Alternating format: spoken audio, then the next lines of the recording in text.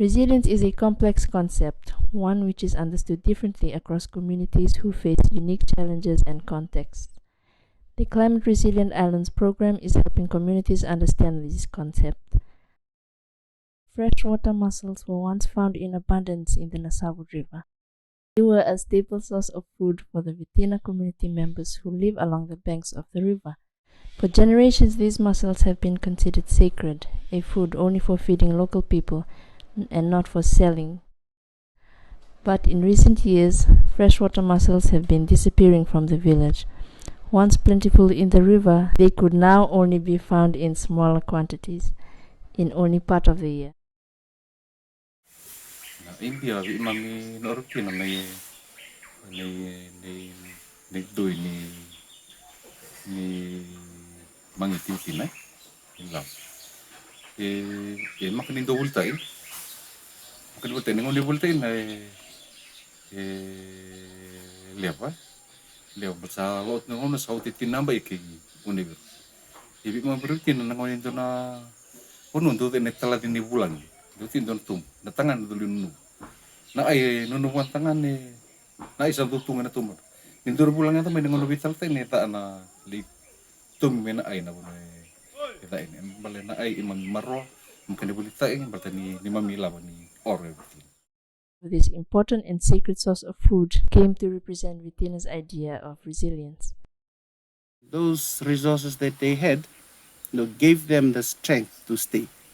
We believe that this is a clear picture of a resilience symbol, because now they are staying here because of this. This is one of the elements of resilience. According to the framework used by Climate Resilient Islands, there are 3 parts to climate resilience: absorb shocks, adapt to changes, and transform communities.